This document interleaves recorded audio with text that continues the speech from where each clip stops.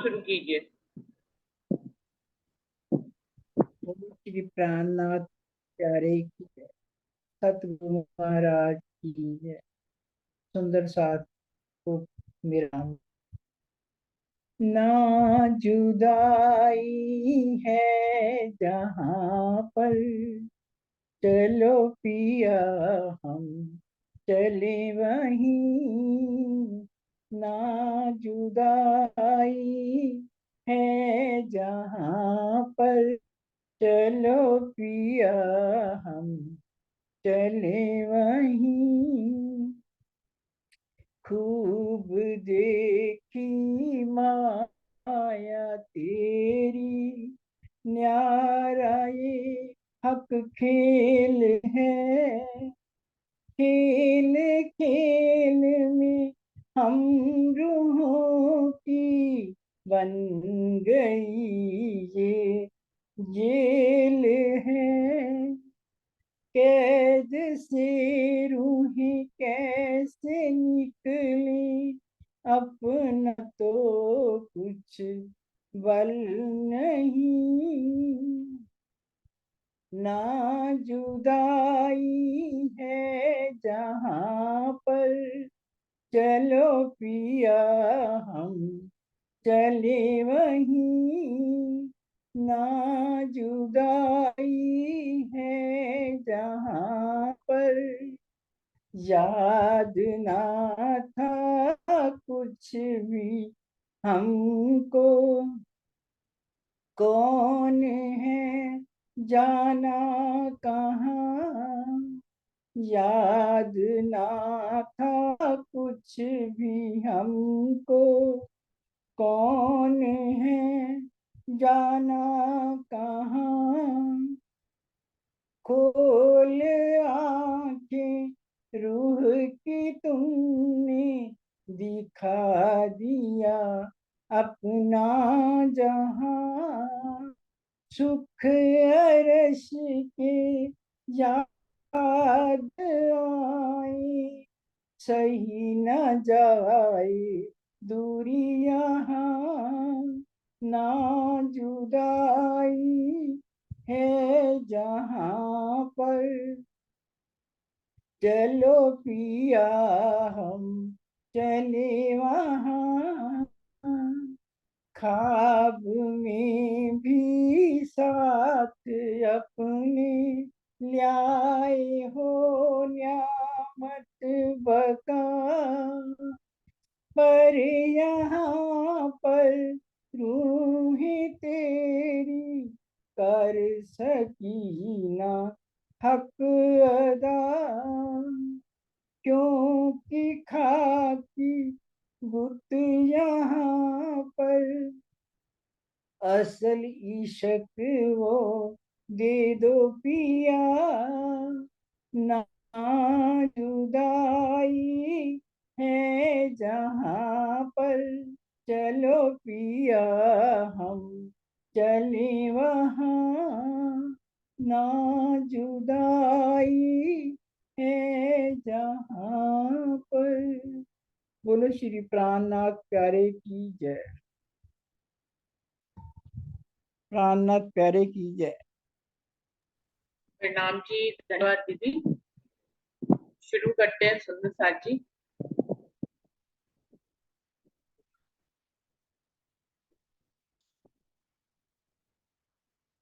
सभी सुंदर साथ जी को प्रेम प्रणाम जी। प्रथम लागू दोई चरण को, धने ना छुड़ाइयो खेन। लाख तली नालेड़िया, मेरे जीव के ही जीवन। इन पाँव तले पड़ी रहूं, धनी नजर खोलो पातू। पलना वालों फिर को नेत्रे, मेरे जीव के ही जीवन। मेरे जीव के ही जीवन। श्री बंदो सतगुरु चरण को, करूं सो प्रेम प्रणाम। अशुभ हरन मंगल करन, धनी श्री देव चंद्र दीना। श्री प्राणनाथ निज मूल पति, श्री मेहराज सुनाम। तेज कुंवरी श्यामा युगल जी को पल पल करूं प्रणाम, पिया जी को पल पल करूं प्रणाम।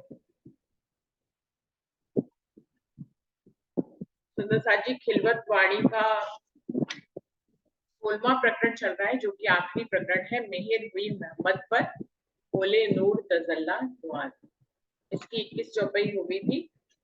अभी आगे की तरफ बढ़ते हैं। इसमें प्रसंग चल रहा है इश्क रबत का, कि धनी इश्क रबत में कैसे रूहों ने अपने इश्क को बड़ा कहा और कहा हम ही पूर्ण इश्क का स्वरूप है, पूर्ण इश्क हमारे अंदर ही है। श्यामा महाराज ने भी यही बात कही कि पूर्ण इश्क मेरे अंदर है और मैं आपकी और राज्य की आशिक हूँ। और राज जी ने कहा कि तुम लोग परम धाम में रहकर ये बात नहीं जान सकते, पूर्ण इश्क का स्वरूप मैं हूँ और मेरे द्वारा ही तुम सबके अंदर इश्क आता है। तो धनी ने फिर खेल दिखाने की प्लानिंग अपने दिल में कर ली।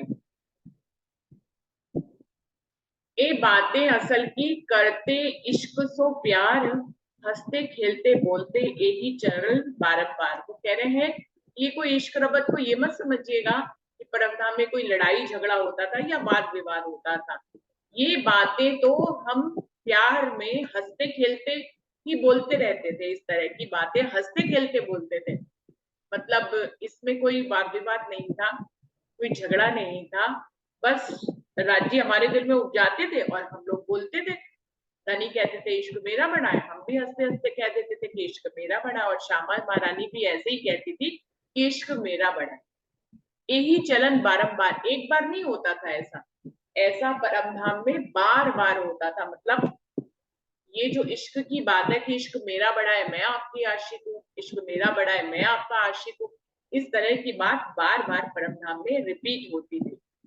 अपना अपना इश्क बड़ा जानत सब कोई, बीच बका के बेवरा इश्क का न हुए। परमधाम में अपना अपना इश्क हर किसी को बड़ा लगता था, क्योंकि असल का तो कोई भेद जानता ही नहीं था। सिर्फ राज्य इस भेद को जानते थे कि इश्क का उद्गम स्थान, मूल स्थान जो है वो राज्य का दिल ही है। राज्य का जो दिल है वही मार्फत है हर चीज की, वहीं से हकीकत के रूप में श्यामा महारानी सखिया, अक्षर ब्रह्म महालक्ष्मी और सारा परमधाम है। उनसे सबके अंदर परमधाम के जो जर्रे जर्रे में इश्क है, वो धनी के ही दिल से इश्क प्रवाहित होता है हकीकत के रूप में पूरे परमधाम में। मार्फत स्वरूप तो स्वयं सिर्फ राज्य का दिल है, राज्य ही इस भेद को जानते थे। बाकी परमधाम के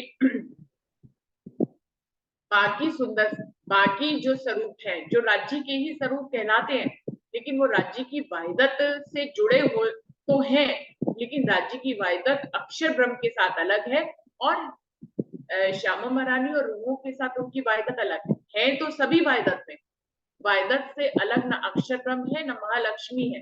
परमधाम के जर्रे जर्रे में वाहिदत है, इसका मतलब है कि सब धनी के साथ एक दिल है। धनी के साथ तो सब एक दिल है। सच्चिदानंद स्वरूप जो है वो अक्षर ब्रह्म, राज्य का पूर्ण स्वरूप और श्यामा महारानी को ही सच्चिदानंद स्वरूप कहते हैं। तो राज्य की वाहिदत में से सभी कनेक्टेड है। अक्षर ब्रह्म महालक्ष्मी एक तरफ उनकी वाहिदत से कनेक्टेड है, एक तरफ श्यामा महारानी और सखिया उनकी वाहिदत से कनेक्टेड है। लेकिन ये जो दोनों वाहिदत के स्वरूप है, ये आपस में एक दूसरे की लीला को नहीं जानते थे परमधाम में।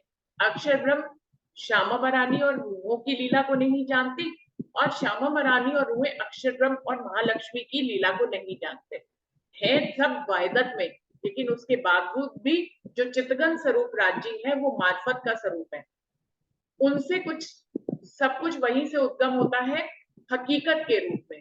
तो सब उनकी वाहिदत के स्वरूप होने के बावजूद, या कहिए सब राज्य के ही स्वरूप है। अक्षर ब्रह्म महालक्ष्मी, श्यामा महारानी, सखिया, पशु पक्षी जानवर, जरा जरा सब राज्य का ही स्वरूप होने के बावजूद वो धनी के मार्फत के स्वरूप को ना तो अक्षर ब्रह्म जानते हैं और ना श्यामा महारानी और रूहें जानती हैं। इसीलिए वो आपस में भी एक दूसरे की लीला को नहीं जानते। तो उस लीला को धनी को अपने मार्फत के स्वरूप को हमें दिखाना था और अक्षर ब्रह्म को भी अपने मार्फत के स्वरूप की पहचान करानी थी। अक्षर को भी धनी के मार्फत के स्वरूप की पूर्ण पहचान नहीं है। हम रूहें इस खेल में आई है ना, तो हम हमेशा सोचते हैं कि हम अपने बारे में सोचते रहते हैं कि हमें धनी के मार्फत की स्वरूप की पहचान नहीं थी। सुंदर साथ जी, हम भूल जाते हैं कि अक्षर ब्रह्म को भी धनी के मार्फत के स्वरूप की पहचान नहीं थी। दोनों को ही अपने अपने सतंग और अपने आनंद अंगों को अपने पूर्ण चितगन स्वरूप की पहचान देने के लिए ही ये खेल बना है। इसमें श्यामा महारानी और सख्या तो आई ही है, अक्षर ब्रह्म भी आए हैं। जो सत्ता का स्वरूप है, ये ब्रह्मांड उन्हीं को हुक्म देकर बनवाया गया है। तो इस प्रकार से सभी स्वरूप राज्य अपने पांचों स्वरूप के साथ इस खेल में आए हैं। हम कभी कभी ये भी भूल जाते हैं सुंदर साथ जी, हम हमेशा अपनी और श्यामा महारानी की बात करते हैं, अक्षर ब्रह्म की बात कम करते हैं, जबकि अक्षर ब्रह्म राज्य के 5 स्वरूपों में ही एक है। 5 स्वरूप कौन है? स्वयं राज्य महाराज, श्यामा महारानी, सखिया और इधर अक्षर ब्रह्म और महालक्ष्मी, इनको मिलाकर ही 5 स्वरूप बनते हैं। और राज्य अपने 5 स्वरूप के साथ इस खेल में आते हैं। तो सुंदर साथ जी, हम सब को अभी पहले वाला जो राज्य का पहला दिन था ब्रज में कृष्ण के साथ, उसमें आतम अक्षर जोश धनीधाम आया है कि आतम अक्षर और जोश धनीधाम आया है। तो अक्षर आ गए, मोहम्मद साहब के रूप में भी अक्षर आ गए। और जब बाघ की आवाज सुनी मेड़ता में, तो 5 स्वरूप विराजमान हुए, उसमें भी अक्षर ब्रह्म की शक्ति आ गई, ऐसा आता है। तो राज्य यहाँ पे जो भी स्वरूप राज्य का स्वरूप बना इस खेल में, जो भी परमहंस हुए जिनके अंदर राज्य के आवेश की बैठक हुई, तो उसमें हम मानते हैं कि वो सदगुरु का स्वरूप श्यामा महारानी का स्वरूप है। तो श्यामा महारानी विराजमान हो गए, उनके अंदर एक आत्म का स्वरूप है, तो सखी भी आ गई, स्वयं राज्य का आवेश विराजमान है, तो स्वयं राज्य बैठे हैं। और अक्षर ब्रह्म सत्ता का स्वरूप है, वो भी उनके अंदर आए, तो वो भी उनके अंदर बैठे। तो इस तरह से हम 3 स्वरूप तो मानते हैं। महालक्ष्मी को हम सब भूल जाते हैं सुंदर साथी। महालक्ष्मी का जो है वर्णन बहुत कम आया है वाणी में। एक ही प्रकरण में, सागर के एक ही प्रकरण में, मुझे उसका संख्या नहीं मालूम है, लेकिन सागर के एक ही प्रकरण में महालक्ष्मी का वर्णन आता है कि महालक्ष्मी कौन है? परम धाम में राज्य का ही स्वरूप है। जैसे अक्षर ब्रह्म राज्य का स्वरूप है ना, जैसे श्यामा महारानी और सख्या राज्य का स्वरूप है, वैसे महालक्ष्मी भी जो है वो कहलाती अक्षर की अर्धांगिनी है, लेकिन वो राज्य का ही स्वरूप है। जैसे राज्य अक्षर ब्रह्म को स्वरूप एक लीला द्वय कहा है, ऐसे ही महालक्ष्मी भी राज्य का ही स्वरूप है। उनको उस प्रकरण में आया कि श्यामा महारानी और रूपो जैसी ही उनकी पातशाही है परम धाम।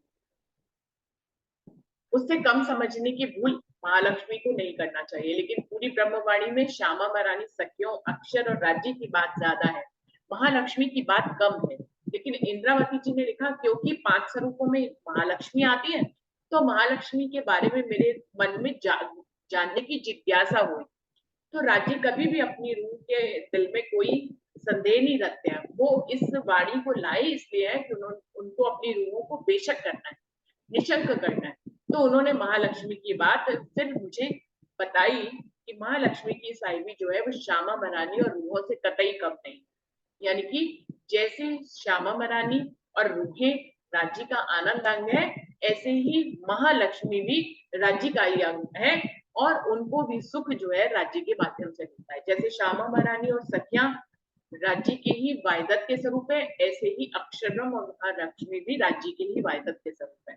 सुंदर साथी, हम सब लक्ष्मी जी के, महालक्ष्मी जी के बारे में क्योंकि वाणी में ही कम वर्णन है, इसलिए हम भी बात कम ही करते हैं।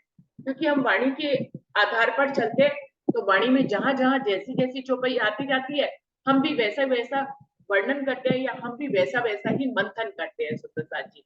जिसके कारण से, क्योंकि वाणी में ही महालक्ष्मी की बात कम आई है, तो हम भी का बात कम करते हैं। लेकिन लालदास की जो बड़ी व्रत है, उसमें भी महालक्ष्मी जी का अच्छे से वर्णन है, कि वहां तो यहाँ तक वर्णन है कि अक्षर ब्रह्म जब राज्य का दर्शन करने आते हैं, तो महालक्ष्मी भी उनके साथ आती है, और अक्षर ब्रह्म पूरी अपने गाजे बाजे और बारात के साथ, पशु पक्षियों के साथ, गाजो बाजों के साथ जो है रथ पर सवारी होकर जो है, या सुखपाल पे सवार होकर महालक्ष्मी के साथ राज्य का दर्शन करने आते हैं। तो जैसे हम सबको पता है, कॉमनली ज्यादा क्या पता है कि अक्षर ब्रह्म राज्य का दर्शन करने आते हैं, लेकिन लालदास जी की बड़ी व्रत में स्पष्ट वर्णन है कि महालक्ष्मी भी उनके साथ आती है दर्शन करने। तो महालक्ष्मी जी का जो रोल है वो साइलेंट रोल कह सकते हैं, जहाँ वो अक्षर ब्रह्म की अर्धांगिनी कहलाती है। कहलाती तो अक्षर ब्रह्म की अर्धांगिनी है, लेकिन अक्षर ब्रह्म कौन है? वो भी तो एक स्वरूप, एक लीला दो है, वो भी तो राज्य का ही स्वरूप है। उनकी लीला अलग है कि वो खेल को बनाने और मिटाने का कार्य करते हैं अपने योग माया के ब्रह्मांड के माध्यम से, अपने मन चित बुद्धि अहंकार के माध्यम से अक्षर ब्रह्म जो है इस ब्रह्मांड के एक पलक में कई करोड़ों ब्रह्मांड बनाते और मिटाते हैं, ये उनकी लीला है। लेकिन हुकुम पारित कहाँ होता है? राज्य के दिल से ही पारित होता है। तो मार्फत तो होम के राज्य के दिल से ही आती है अक्षर ब्रह्म की भी हर एक लीला में।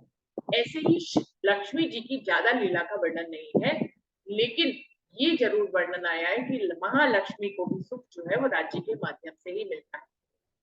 और श्यामा महारानी और सखियों जैसी ही उनकी पातशाही है, चाहे वो अक्षर ब्रह्म की पत्नी कहलाती हो, लेकिन उनकी पातशाही जो है श्यामा महारानी और सखियों जैसी है। ऐसा इशारा वाणी में स्पष्ट रूप से सागर ग्रंथ में किया गया है किसी एक प्रकरण, और लालदास जी की बड़ी व्रत में किया है। तो सुंदर साथ जी पांचों स्वरूप जो परम धाम के हैं उसमें महालक्ष्मी जी भी आती है। तो बीच बका के बेवरा इश्क का ना होए, अपना अपना इश्क बड़ा जानत सब कोई, परम धाम में अपना अपना इश्क हर कोई बड़ा जान रहा था।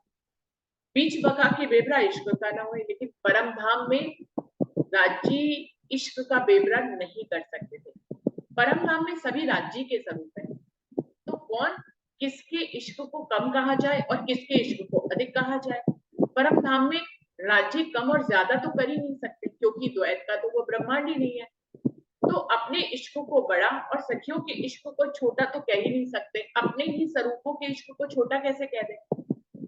तो नहीं कह सकते, क्योंकि परम धाम में जो इश्क प्रवाहित होता है धनी के दिल से वो एक सार होता है। एक सार से मतलब ये है कि वो कम ज्यादा नहीं होता है, वो वैसा ही इश्क प्रवाहित होता है जैसा राज्य में होता है, वैसा ही श्यामा महारानी में होता है, वैसा ही रूहों में इश्क प्रवाहित होता है, कहीं कम ज्यादा नहीं होता। इसलिए परम धाम में इश्क का विवरण नहीं हो सकता। इश्क का हक हादी रूहें रब्द किया माहू माहे, सो हक से बीच अर्श के घटबर होवे नाहे। इश्क का राज्य श्यामा जी और रूहों के बीच में इस तरह का प्रेम भरा खिलवाड़ या प्रेम भरा रब्द हमेशा ही होता रहता था। हंसते खेलते रूहें श्यामा महारानी और राज्य इश्क को अपने अपने इश्क को बड़ा कहा करते थे। सो हक से बीच अर्थ के घटबड़ हो ना है। अब स्वयं राज्य महाराज भी चाहे कि परमधाम में वो इश्क को कम और ज्यादा कर दे, अपने इश्क को बड़ा दिखाकर साबित कर दे, श्यामा महारानी और रूहों के इश्क को छोटा करके साबित कर दे, तो ऐसा स्वयं अक्षरातीत भी नहीं कर सकते। क्योंकि परम धाम का जो नियम है वो वाहिदत का नियम है, एक दिली का नियम है, एकेश्वरवाद का नियम है। वहां द्वैत नहीं आ सकता, ना तो वहां पे ज्यादा आ सकता है और ना ही कम आ सकता है। वहां पर सब कुछ एक समान है, क्योंकि वहां पर एक दिली है, वाहिदत है और एकेश्वरवाद है, मतलब सब ब्रह्म स्वरूप है। तो जितना ब्रह्म में इश्क होता है उतना ही श्यामा महारानी में इश्क होता है, उतना ही रूहों में इश्क होता है। तो उसको घटबड़ नहीं कर सकते। स्वयं हक कह रहे हैं, सो हक से बीच अर्श में, राज्य महाराज से भी परम धाम के बीच में घटबड़ होवे ना है। इश्क को कम ज्यादा करना धनी भी चाहे तो परम धाम में घटबड़ नहीं कर सकते हैं। चित जुदागी जरा नहीं तित बेवरा क्यों होए, ताथे रूहे रब्द हक का क्यों एना निबरे सो। जहां पर जुदाई एक पल के लिए नहीं होती, वहां पर इश्क का बेवरा कैसे हो सकता है? इसलिए रूहें, राजी और श्यामा महारानी अक्सर जो है इश्क का रब्द करते रहते थे, लेकिन उसका निर्णय नहीं हो पाता था। रब्द तो करते थे लेकिन निर्णय नहीं हो पाता था। जित जुदागी, सुंदर साची अगर वाहिदत के नियम को देखे तो वहां तो कोई ये भी अगर कहता है कि मेरा इश्क ज्यादा है, अगर इश्क रबद में कोई ये भी कहे कि इश्क मेरा ज्यादा है, तो भी वाहिदत का नियम टूटता है। तो ये भी किसी ने नहीं कहा कि इश्क मेरा ज्यादा है, ऐसा नहीं कहा किसी ने। ऐसा कहने पे भी द्वैत आ जाता है, क्योंकि अगर कोई जना ये कहे कि इश्क मेरा ज्यादा है तो दूसरे का कम कहना पड़ेगा ना। परम धाम में ऐसा भी नहीं हो सकता। सखिया या श्यामा महारानी अगर ये कहें कि इश्क मेरा बड़ा है या मेरा ज्यादा है तो राज्य का कम करना पड़ेगा, ये भी नहीं कहा किसी ने। इश्क रबत भी बड़े ही वायदत के ढंग से हुआ। धनी ने कहा, धनी के दिल में तो ये बात मालूम है, धनी के दिल को तो ये बात मालूम है कि वही मार्फत का स्वरूप है, सारा इश्क जो है उनसे ही प्रभावित होता है। वायदत के नियम के लागू होते ही परमधाम में जो वायदत का नियम है उसी नियम के अंतर्गत जो बात राज्य दिल में लेते हैं वही श्यामा महारानी और रूह और पूरे परमधाम में आ जाती है। जब राज्य के दिल को ये बात मालूम है कि वही मार्फत के स्वरूप है, इश्क के स्वरूप वही है और उनसे ही पूर्ण इश्क के स्वरूप है और सब परमधाम में उनसे ही इश्क हकीकत के रूप में जाता है, ये बात राज्य का दिल जानता था। तो यही बात जो है वो सब में प्रभावित हो गई, इसके कारण ही इश्क रबद हुआ। जैसा राज्य कहते थे वैसी ही बात वायदत के कारण श्यामा महारानी कह देती थी, वही बात वायदत के कारण रूहे कह देते थे। वायदत के नियम के अंतर्गत ही इश्क रबद हो गया। सुंदर साहब, कोई द्वैत के कारण इश्क नहीं हुआ, वहां कोई द्वैत नहीं आया कि रूहों ने या राज्य ने कहा कि मेरा इश्क ज्यादा है और तुम्हारा कम है, ऐसा नहीं कहा। ऐसे कहने में वायदत का नियम टूटता है, बिना वायदत के नियम टूटे वहां पर इश्क रबद हुआ, क्योंकि जो बात राज्य दिल में लेते हैं वही श्यामा महारानी और रूहों में फैल जाती है, परम धाम में फैल जाती है। राज्य ने का ही दिल है मार्फत का स्वरूप है, उसको ये बात मालूम है, वही इश्क के स्वरूप है, वही रूहों के आशिक है, वही श्यामा महारानी के आशिक है। तो यही बात श्यामा जी में फैल गई, यही बात रूहों के दिल में आ गई वायदत के नियम के अंतर्गत, और तो इसी को ही इश्क रबत कहा गया। एक पात न गिरे अर्श बनका, न गिरे पंखी का पर, अपार जिमी की रूह कोई कहूं जाए न सके क्यों एकर।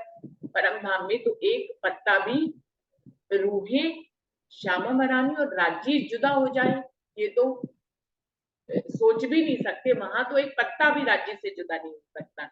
एक पात ना गिरे अर्श बनता, परम धाम में के बनों का एक पत्ता भी जो है पेड़ से जुदा नहीं हो सकता।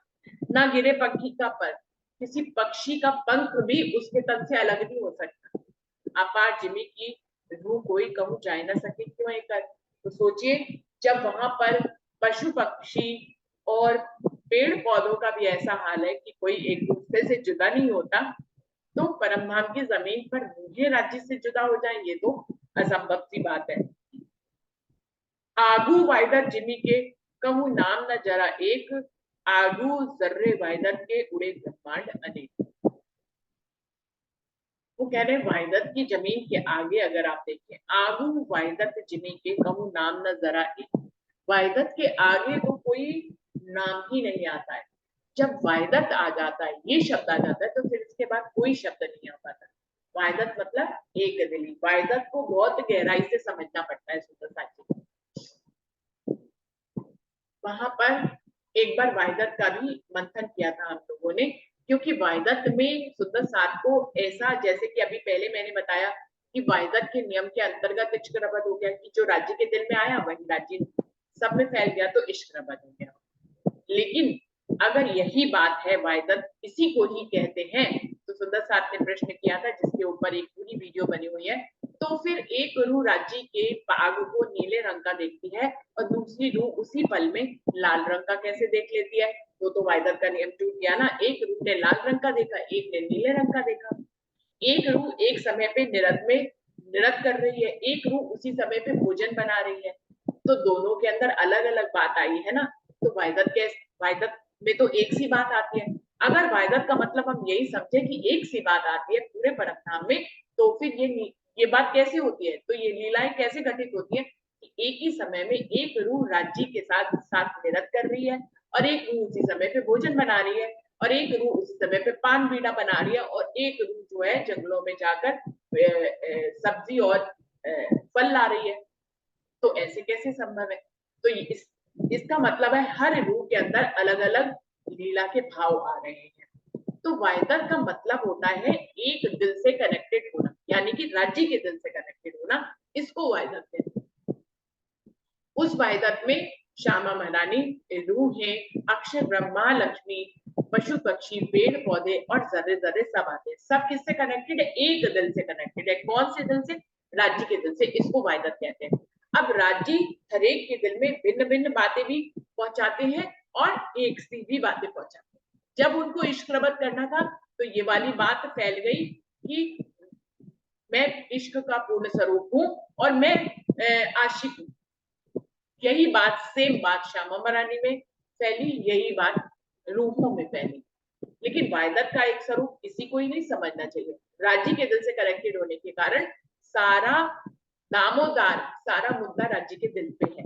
राज्य जब एक सी बात फैलाना चाहते तो सब उनमें एक सी बात फैलती है, लेकिन जब राज्य भिन्न भिन्न लीलाओं में रूहों को डालते हैं तो भिन्न भिन्न बात भी आती है, उसको भी वायदत ही कहते हैं। जब एक रूह उसी पल में, एक ही पल में, जो परमधाम का एक पल है, उस पल में एक रूह भोजन बनाने की सेवा करती है, एक मेहनत करने की सेवा करती है, एक जो है वो वनों में तरकारी लेने जाती है, एक उसी समय जो है पान बीटा लगा रही होती है। तो ये क्या हुई, भिन्न भिन्न लीला हुई। वायदत यानी कि ये सारी लीलाएं हो रही हैं लेकिन राज्य के दिल से हो रही है, कनेक्टेड हो रही है, इसलिए इसको वायदत ही कहेंगे।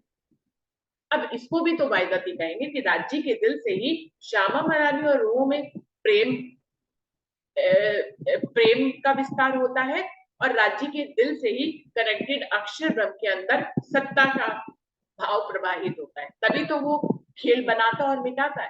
तो ये भी तो वायदत है। चितगन स्वरूप से अपने सत अंग और अपने आनंद अंग में अलग अलग बात प्रवाहित होना भी वायदत के अंतर्गत आता है। तो सुंदर साथ जी, वायदत का मतलब होता है एक दिली, और एक दिली का मतलब होता है एक दिल से कनेक्टेड होना, और वो दिल कौन सा है, राज्य का दिल। राज्य के दिल से संबंधित पूरा परम है, मार्फत के रूप में और हकीकत के रूप में सब जो है अलग अलग स्वरूपों में दिखाई देते हैं और सब अलग अलग लीला करते हैं, अलग अलग लीला करते हैं ना सुंदर साथ जी। वायदत में रूहें पशु पक्षियों का तमाशा देखती हैं और पशु पक्षी तमाशा कर रहे होते हैं उछल उछल के, तो दो अलग अलग लीला चल रही है ना वायदत में भी। एक रूह धनी की तरफ निहार रही है और एक रूह पशु पक्षियों को देख रही है, दो अलग अलग लीलाएं हो गई ना सुंदर साथ जी। तो वायदत में इस तरह की एक दिल से कनेक्टेड लीला को ही वायदत कहते हैं। तो वायदत के नियम के अंतर्गत ही इश्क रबत हुआ। वही बात कह रहे हैं, आगू वायदत जिमी के कहूं नाम ना जरा एक। जब आप वायदत को समझ जाते हैं तो फिर कोई बात समझने के लिए शेष नहीं रह जाती है।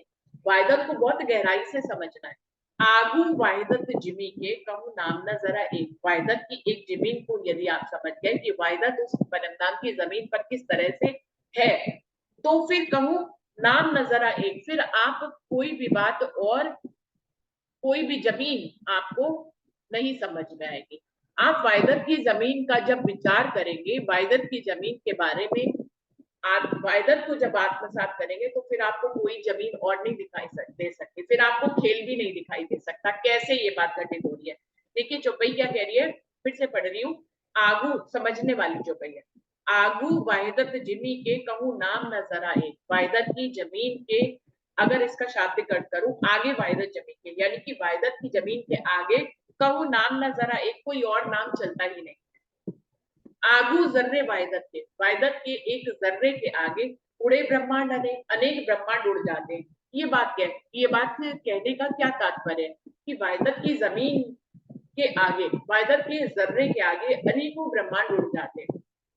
ये बात इसलिए कह रहे हैं, इस बात का जो भाव है अंदर का गहरा, वो ये कहने का तात्पर्य है कि यदि आप वायदत को गहराई से समझकर आत्मसात कर लेते हैं सुंदर साथ जी, वायदत के नियम को जो रूह समझ लेती है, उसको फिर कोई खेल की जमीन नजर नहीं आती। कैसे नजर नहीं आती, सोचिए। वायदत को हम अगर समझ गए, परम धाम में राज्य की वायदत है, उनके दिल से सब कनेक्टेड है, तो ये खेल भी किससे कनेक्टेड है सुंदर साथ जी, ये खेल भी तो राज्य के दिल से ही कनेक्टेड है। राज्य के दिल रूपी पर्दे पे ही तो उन्हें देख रही है, कहाँ खेल है। जब हम खेल को समझ लेते हैं वायदत के रूप में, तो ये खेल भी धनी की वायदत में ही आ जाता है। जब ये खेल धनी के दिल से कनेक्टेड है तो ये वायदत से अलग कैसे है सुंदर साथ जी। तभी वो कह रहे हैं कि जब वायदत की जमीन को आप समझ लेते हैं, वायदत के नियम को समझ लेते हैं, वायदत को आत्मसात कर लेते हैं, तो आपको कोई नाम समझ में नहीं आता। वायदत के अलावा कोई नाम क्या ही होएगा। वायदत के अंदर फिर खेल भी आता है, वायदत से कुछ अलग नहीं समझ में आता। तो उड़े ब्रह्मांड ने, आपने जो इतने ब्रह्मांड बना रखे हैं, एक योग माया का ब्रह्मांड, एक काल माया का ब्रह्मांड, सब राज्य के दिल से ही तो है।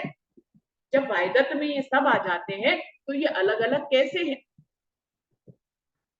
हमने जो खेल को इतना बड़ा बना रखा है कि हम खेल में आए हैं, हम धनी से दूर हो गए हैं, हम जुदा हो गए हैं, हम फरामोश हो गए हैं। ये सारी बातें जब वहीदत को गहराई से आप समझ लेते हैं तो ये सब खत्म हो जाती है बातें। वहीदत से जब एक सार हो जाते हैं हम, तो फिर खेल भी वहीदत का ही अंश है, हमें पता लगता है।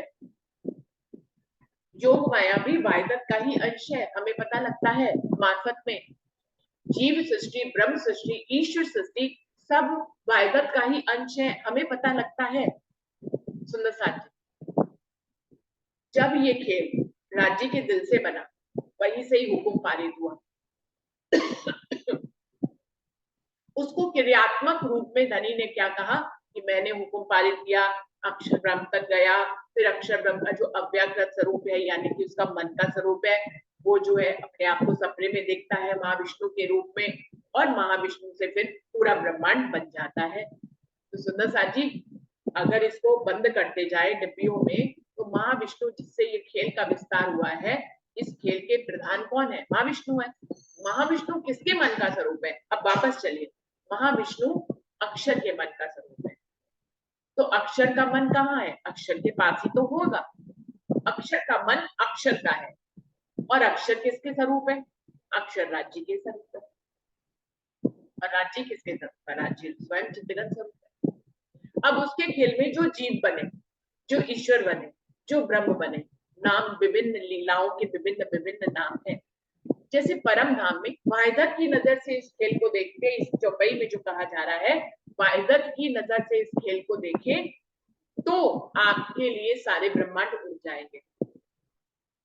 आगू जर्रे वहीदत के उड़े ब्रह्मांड अनेक, अनेक ब्रह्मांड उड़ जाते हैं, क्योंकि सब वहीदत के अंतर्गत आ जाते हैं, अलग से कुछ दिखाई नहीं देते। यही मार्फत की अवस्था है, यही मार्फत की असराफिल की निज बुद्धि की चरम सीमा है, जब आप यहाँ तक इस खेल को देख लेते हैं, इस खेल को समझ लेते हैं।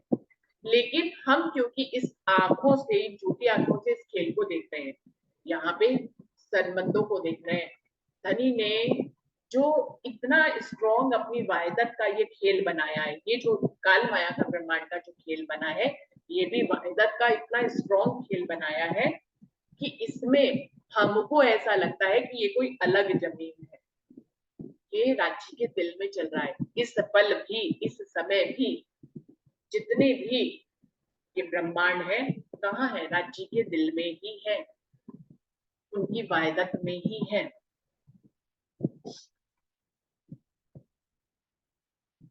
वो कह रहे रूहे उन वहीदत की ताई फरेब ना रहे नजर, सो क्यों पड़े फरेब में देखो सहूर कर, शहूर करके देखो। वो कह रहे हैं इस वहीदत की बात को तुम शहूर करके देखो। क्या देखो? कि रूहे उन वहीदत की, रूहे भी उस वहीदत का ही स्वरूप है। ताई फरेब ना रहे नजर, जब वो वहीदत को समझ लेगी तो फरेब उनकी नजर में नहीं रहेगा। लेकिन जब तक वो वहीदत को नहीं समझेगी, वो खेल को खेल ही देखेगी, खेल को एक अलग भूमि देखेगी, खेल में जुदाईगी देखेगी, परम धाम में फरामोशी देखेगी, जब तक वो वहीदत को गहराई से नहीं समझती। जब वो वहीदत को मार्फत के स्वरूप में समझ लेंगी तो खेल खेल नहीं रहेगा, वो वहीदत का स्वरूप बन जाएगा। राज्य के दिल से ही तो चल रहा है। जब वो वहीदत को समझ जाएंगी, गहराई से मार्फत की अवस्था में समझ जाएंगी, तो कालमाया का ब्रह्मांड रहेगा ही नहीं, ये धनी का ही ब्रह्मांड हो जाएगा। क्यों कहा गया ये खेल धनी के दिल से बना है? इस बार का खेल विशेष है, ऐसा कहा जाता है ना, ये इस बार का खेल विशेष है क्योंकि स्वयं इसमें राज्य महाराज आए हैं, क्योंकि स्वयं इसमें राज्य की रूहें आई हैं, श्यामा महारानी आई है। ये खेल विशेष क्यों है? क्योंकि ये राज्य के ही दिल में चल रहा है, कहीं और नहीं चलता है। रूहें उन वहीदत की, रूहें उस वहीदत का स्वरूप तो थी, है और हमेशा ही रहेंगी। ताए फरेब ना रहे नजर, वो वहीदत को अच्छी तरह से समझ लेंगी तो खेल और फरेब उनके लिए कुछ नहीं रहेगा। कुछ नहीं रहेगा का क्या मतलब है? ये खेल भी राज्य के ही वहीदत का स्वरूप समझ में आ जाएगा, तब ये खेल कुछ नहीं रहेगा। ये खेल को जो इतना बड़ा समझते हैं ना, बहुत कोई अलग सी जमीन है जहां हमें लाकर फेंक दिया गया है, हमारी नजर को बदल दिया गया है, तो वो ये सारी बात खत्म हो जाती है। अभी भी धनी की प्रेम की ही नजर चल रही है। धनी प्रेम के स्वरूप है, प्रेम के अलावा कुछ नहीं देते। ना वो तुम्हें दुख दिखा रहे हैं, ना वो तुम्हें जो है प्रेम से अलग किए, ना वो हमें इश्क से अलग किए। सो क्यों बड़े फरेब में देखो, सहूर करके देखो। यदि वाहिदत को तुमने सहूर करके देख लिया तो तुम फरेब में नहीं पड़ सकते, फिर फरेब तुम्हारा कुछ नहीं बिगाड़ सकता।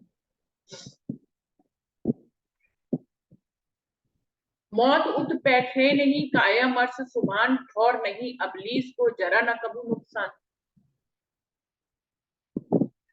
ये वो इस ब्रह्मांड को अखंड कर देंगे, ऐसा क्यों कहा?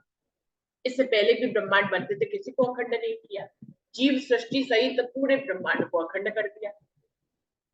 और इंद्रावती जी से कहला दिया, क्या देखी रे दुनिया जो इनको ना करे अखंड। भाई हमने क्या दुनिया देखी यदि हम इसको अखंड ही ना करें। तो ये चौपाई कहलाकर और ये दावा इंद्रावती को देकर पूरे ब्रह्मांड को अखंड कर दिया गया। अब ब्रह्मांड अखंड क्यों? ये अखंड था पहले से। लीला के रूप में कहा गया कि ये इस ब्रह्मांड को अखंड कर देंगे 7वें दिन में, जो अभी घटित होना है हमारे अनुसार, हमारी यहाँ की नजर के अनुसार। लेकिन वाहिदत में अगर देखें तो ये सब कुछ घटित हो चुका है।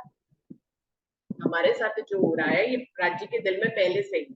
तो ये ब्रह्मांड जो धनी के दिल में चल रहा है, इस बार का विशेष ब्रह्मांड जो धनी के दिल में चल रहा हो वो अखंड ना होगा। धनी के दिल से जो कनेक्टेड है, जो धनी के दिल में चल रहा है, वो नष्ट कैसे हो सकता है? हो ही नहीं सकता। धनी के दिल में चल रहा है, नष्ट नहीं हो सकता। इसको नष्ट होने का हुक्म ही नहीं मिला, ये पहले से ही अखंड था। लेकिन लीला के रूप में हमें धनी अब दिखाएंगे कि 7वें दिन की लीला होगी तो ये खेल अखंड होगा और सबका न्याय होगा। वे सब योग माया के ब्रह्मांड में अखंड हो जाएंगे। योग माया क्या है? अक्षर के मंचित बुद्धि अहंकार का स्वरूप है। योग माया हमारा मंचित बुद्धि अहंकार कहाँ होता है? हमारा मंचित बुद्धि अहंकार से ही तो हम कार्य करते हैं। हम क्या कहते हैं, आप अपने आप को समझेंगे तो अक्षर का कार्य क्षेत्र भी समझ जाएंगे। हमारे अंदर भी तो मंचित बुद्धि अहंकार होता है। अपने मंचित बुद्धि अहंकार को हम अच्छी तरह से जानते हैं और उसी के माध्यम से हम कार्य करते हैं। इस दुनिया में जितनी भी लीला हम करते हैं मंचित बुद्धि अहंकार के माध्यम से करते हैं। तो वो जो लीला प्रतिपादित होती है तो वो लगता है कि कोई और ब्रह्मांड है, पर वास्तव में मंचित बुद्धि अहंकार कहाँ होते हैं? मेरे साथ ही तो होते हैं। अक्षर के मंचित बुद्धि अहंकार के ब्रह्मांड